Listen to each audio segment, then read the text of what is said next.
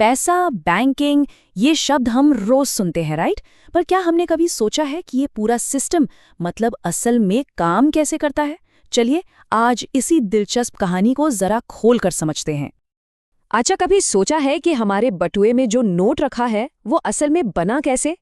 देखिए, इसकी कहानी किसी प्रिंटिंग प्रेस से शुरू नहीं होती। नहीं, इसकी शुरुआत होती है हजारों साल पुरानी एक बहुत ही बुनियादी मुश्किल से।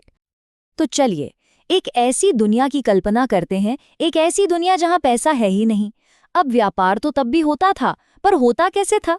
सिर्फ चीजों की अदला बदली से। इसी को हम कहते हैं बार्टर सिस्टम। और इस सिस्टम की कह सकते हैं सबसे बड़ी जो दिक्कत थी वो थी जरूरतों का दोहरा संयोग। हाँ, सुनने में थोड़ा भारी भरकम लगता है, पर इसका मतलब बहुत ही सीधा साधा है। मतलब ये कि मान लीजिए किसी के पास चावल है और उसे जूते चाहिए, तो उसे एक ऐसा इंसान ढूंढना पड़ेगा जिसके पास जूते तो हों, पर साथ ही उसे चावल की जरूरत भी हो। अब जरा सोचिए, कितना मुश्किल और कितना ज्यादा टाइम वेस्ट करने वाला काम रहा होगा ये। तो इस इतनी बड़ी समस्या का हल क्या निकला? यहीं पर आता है इंसान का एक सबसे शानदार आविष्कार, पैसा। चलिए अब इसमें थोड़ा और गहराई से उतरते हैं। देखिए, पैसा सिर्फ एक कागज का टुकड़ा या सिक्का नहीं है। इसकी असली परिभाषा छिपी है इसके 4 जबरदस्त कामों में। और यही 4 काम बार्टर सिस्टम की हर एक मुश्किल को चुटकियों में आसान कर देते हैं। अब यहाँ जो सबसे मजेदार बात है ना, वो ये है कि कैसे पैसे का हर एक काम बार्टर सिस्टम की एक बड़ी कमी का सीधा सीधा जवाब है। एक तरफ प्रॉब्लम, दूसरी तरफ सॉल्यूशन। एकदम किसी पहेली के सुलझने जैसा लगता है ना? तो इसके जो प्राइमरी यानी मुख्य काम है, वो तो लेन देन को मुमकिन बनाते हैं, जैसे किसी भी चीज की कीमत तय करना। और जो इसके सेकेंडरी काम है, वो हमें भविष्य के लिए बचत करने और यहाँ तक कि उधार लेने देने की सहूलियत देते हैं। ठीक है, तो ये तो समझ आ गया कि पैसे ने बार्टर वाली प्रॉब्लम तो सॉल्व कर दी। लेकिन आज की दुनिया में जो इतना सारा पैसा इकोनॉमी में घूम रहा है, वो आखिर आता कहाँ से है? अब ज्यादातर लोगों को क्या लगता है कि सरकार नोट छापती है। बात तो सही है, पर यह पूरा सच नहीं है। असलियत ये है, और ये काफी सरप्राइजिंग है, कि हमारी इकोनॉमी का ज्यादातर पैसा कमर्शियल बैंक बनाते हैं। और ये होता है एक प्रोसेस से जिसे कहते हैं क्रेडिट क्रिएशन। और ये जो प्रोसेस है ना, ये सच में किसी जादू की तरह काम करता है। चलिए एक बहुत ही आसान से उदाहरण से समझते हैं कि ये होता कैसे है। तो कहानी शुरू होती है एक डिपॉजिट से।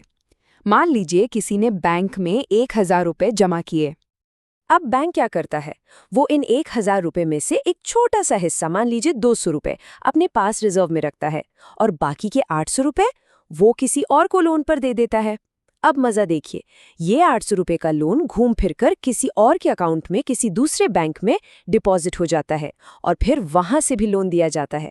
और ये साइकिल चलती रहती है, और नतीजा, वो शुरुआती 1,000 रुपये देखते ही देखते पूरे बैंकिंग सिस्टम में 5,000 रुपये की डिपॉजिट बना देते हैं। है ना कमाल की बात? अर्थशास्त्र में इसी जादुई असर को एक नाम दिया गया है, मनी मल्टीप्लायर। बेसिकली ये हमें बताता है कि एक शुरुआती डिपॉजिट बैंकिंग सिस्टम में अपने से कितना गुना ज्यादा पैसा बना सकता है। तो यहाँ सबसे जरूरी बात क्या हुई? वो छोटा सा हिस्सा जो बैंक को अपने पास रखना पड़ता है, जिसे लीगल रिजर्व रेशियो या LRR कहते हैं। यही वो चीज है जो तय करती है कि कितना नया पैसा बन पाएगा। एक तरह से ये इस पूरी पैसा बनाने वाली मशीन का कंट्रोल स्विच है। अब जाहिर है ये एक बहुत ही पावरफुल सिस्टम है, तो सवाल उठता है कि भाई इस पर नजर कौन रखता है? कौन ये सुनिश्चित करता है कि ये पैसा बनाने की मशीन कहीं कंट्रोल से ही बाहर ना हो जाए? और बस यहीं पर सीन में एंट्री होती है सेंट्रल बैंक की। ये हमारी पूरी अर्थव्यवस्था का गार्जियन है, हमारा संरक्षक। भारत के केस में ये है रिजर्व बैंक ऑफ इंडिया, यानी कि RBI। और RBI के काम कोई छोटे मोटे नहीं है। नोट जारी करने का अधिकार सिर्फ उसी के पास है। वो सरकार का बैंकर है, और तो और वो बाकी सभी बैंकों का भी बैंक है, मतलब उन सब पर नजर रखता है। तो सेंट्रल बैंक के पास इतनी बड़ी जिम्मेदारियां हैं, जिसमें सबसे अहम है मनी सप्लाई को कंट्रोल करना। पर असल सवाल तो ये है कि वो ये करता कैसे है? आखिर उसके पास ऐसे कौन से टूल्स हैं, कौन से औजार हैं?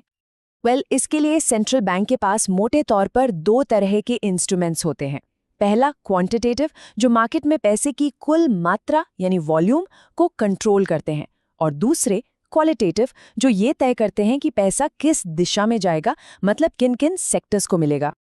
जैसे यहाँ देखिए, जब इकोनॉमी में महंगाई बहुत बढ़ जाती है तो सेंट्रल बैंक ब्याज दरें बढ़ाकर मार्केट से पैसा वापस खींचता है ताकि चीजें ठंडी पड़ें, और इसके उलट जब मंदी का दौर होता है तो वो ब्याज दरें घटा देता है ताकि लोग ज्यादा खर्च करें और इकोनॉमी को रफ्तार मिले। तो इन सभी उपायों का, इन सभी टूल्स का मकसद सिर्फ एक है, अर्थव्यवस्था को बहुत ज्यादा उतार चढ़ाव से बचाना और एक तरह की स्थिरता, एक बैलेंस बनाए रखना। तो कहाँ चीजों की अदला बदली की एक सीधी साधी सी मुश्किल, और कहाँ आज सेंट्रल बैंक की इतनी कॉम्प्लेक्स मशीनरी। हमने आज ये पूरा सफर देखा कि हमारा फाइनेंशियल सिस्टम काम कैसे करता है, लेकिन कहानी यहाँ खत्म नहीं होती। जैसे जैसे टेक्नोलॉजी और हमारा समाज बदल रहा है, सबसे बड़ा और सोचने वाला सवाल अब ये है कि पैसे और बैंकिंग का भविष्य आखिर कैसा दिखेगा।